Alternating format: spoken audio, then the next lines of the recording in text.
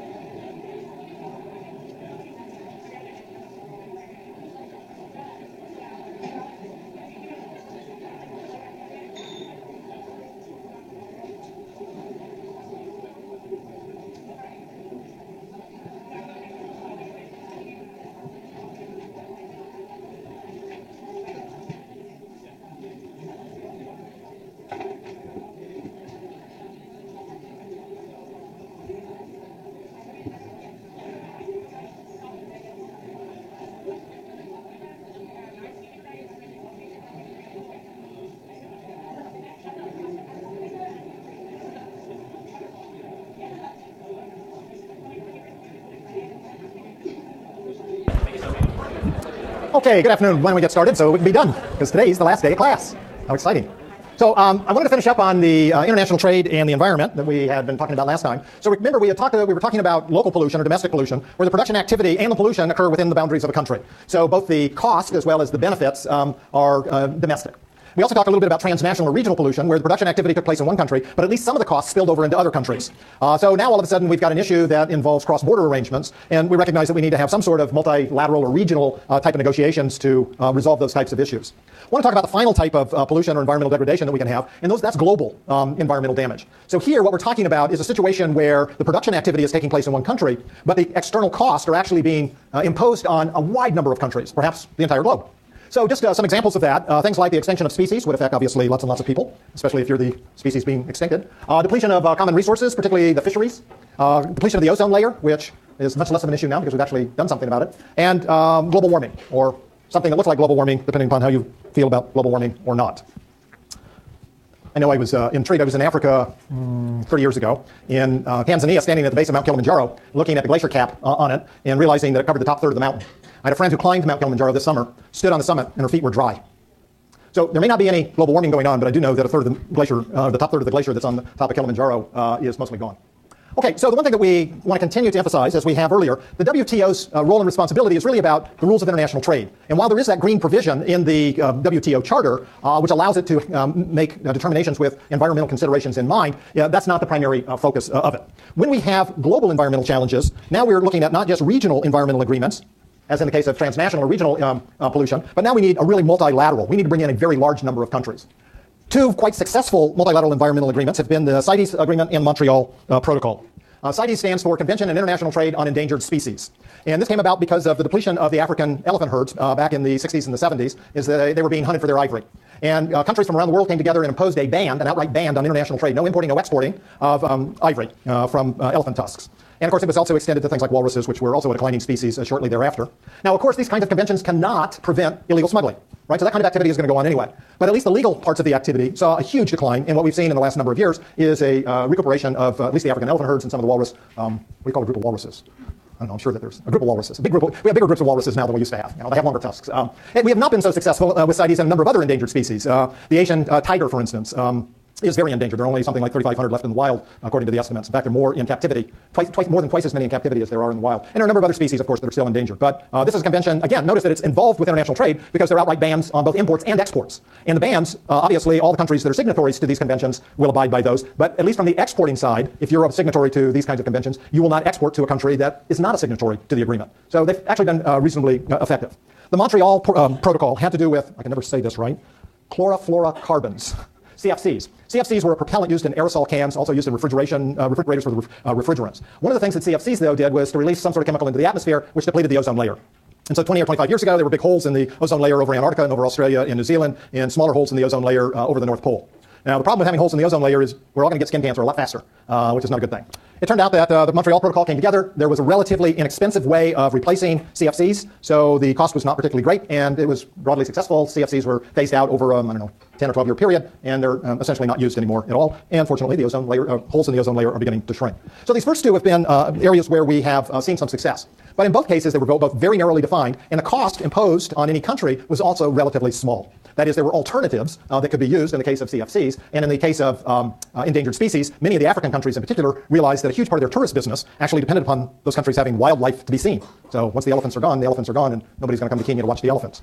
Now, the last multilateral agreement that we have here, the Kyoto Protocol, had to do with global warming. There were a number of signatories to that. The United States was not one of them. Or did we sign it and it just didn't pass? I don't remember. I don't think we've signed it originally and signed it late, but it's never been passed by the Senate, so it's never gone into effect. And the Kyoto Protocol has to do with climate change and global warming. And of course, we've had many summits and conventions since then. In fact, there's one going on right now in Cancun, Mexico, trying to deal with global warming, a much knottier issue that involves a lot of different concepts, some of which we'll talk about here in just a minute. When you have global environmental problems, you also need to have a global multilateral agreement. Right? So we talk about with a transnational or regional problem, you need to have a regional solution. If you've got a domestic problem, you can have a domestic solution. But when you've got a multilateral problem, you need to have a multilateral solution. The problem with that is that the more bargaining parties that there are, the more difficult it is to come to an agreement. That is particularly true